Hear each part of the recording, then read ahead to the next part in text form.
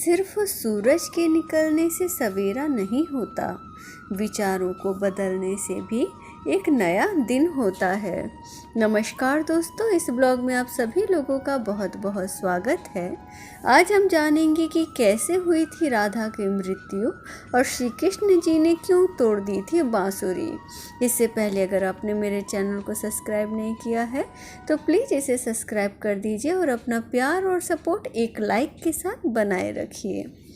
राधा कृष्ण के प्रेम को जीवात्मा और परमात्मा का मिलन कहा जाता है। जब भी प्रेम की बात होती है तो श्री कृष्ण और राधा के प्रेम की मिसाल सबसे पहले आती है।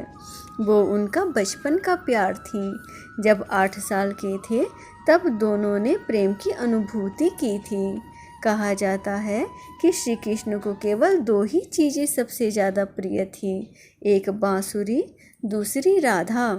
बांसुरी की धुन ही ऐसी थी जो राधा और श्री कृष्ण की तरफ खींची चली आती थी। राधा की वजह से ही श्री कृष्ण बांसुरी को हमेशा अपने साथ रखते थे। उनका कभी मिलन ना हो सका, लेकिन बांसुरी ने उन्हें एक सूत्र में बांधे रखा। राधा जब पहली बार श्री कृष्ण जी से अलग हुई तब वो मामा कंस से मिलने भाई बलराम के साथ जा रहे थे। उन्होंने वादा किया था कि वे आएंगे, लेकिन वो राधा के पास फिर कभी वापस नहीं आए। रुक्मणी ने भी श्री कृष्ण से शादी करने के लिए काफ़ी जतन किए थे, भाई के खिलाफ गई थी। प्रेम पत्र श्री कृष्ण जी को भेजे थे और उन्हें अपने साथ ले जाएं ऐसा लिखा था। इसके बाद श्री कृष्ण जी रुक्मणी के पास गए और उनसे उन्होंने शादी कर ली। वृंदावन छोड़ने के बाद से ही राधा जी का वर्णन कम हो गया। राधा की ज़िंदगी ने अलग ही मोड़ ले लिया था। उनकी शादी एक यादव से हो गई थी और राधा जी ने अपने दाम्पत्य जीवन की सारी रस्में निभाई और बूढ़ी हुई, लेकिन उनका मन तब भी श्री कृष्ण के लिए समर्पित रहा। सारे कर्तव्यों से मुक्त होने के बाद राधा आखिरी बार अपने प्रियतम से मिलने गईं। वहाँ उन्होंने कृष्ण के रुक्मणी और सत्यभामा से विवाह के बारे में सुना, लेकिन वो दुखी नहीं हुई। राधा को द्वारिका नगरी में कोई पहचानता नहीं था, तो राधा जी के अनुरोध पर श्री कृष्ण जी ने उन्हें महल में एक देविका के रूप में नियुक्त किया। राधा दिन भर महल से जुड़े कार्य देखती और मौका मिलते ही श्री कृष्ण जी के दर्शन कर लेती, लेकिन वो पहले की तरह आध्यात्मिक जुड़ाव महसूस नहीं कर पा रही थी, इसलिए वो महल से दूर चली गईं।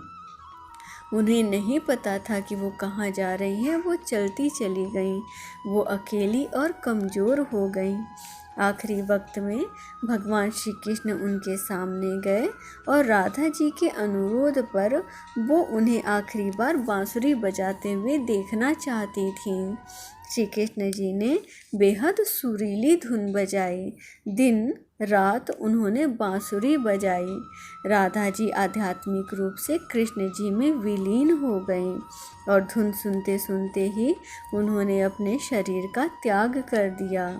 उसके बाद श्री कृष्ण जी राधा जी की मृत्यु को बर्दाश्त नहीं कर पाए और प्रेम का प्रतीक माने जाने वाले बांसुरी को तोड़कर झाड़ी में फेंक दी। इसके बाद उन्होंने जीवन भर ना तो कोई बांसुरी बजाई और ना ही कोई वाद्य मंत्र बजाया। ये है उनकी दुख भरी प्रेम कहानी।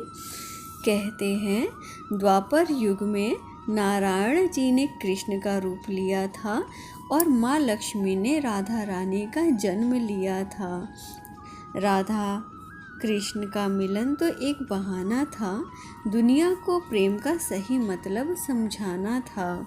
यह है राधा कृष्ण की अमर प्रेम कहानी, जिससे हमें और आपको बहुत कुछ सीखना चाहिए। अगर आपको मेरी वीडियो और ब्लॉग पसंद आते हो तो प्लीज़ इसे शेयर ज़रूर किया करें। अपना प्यार और सपोर्ट देने के लिए आप सभी लोगों का बहुत बहुत धन्यवाद।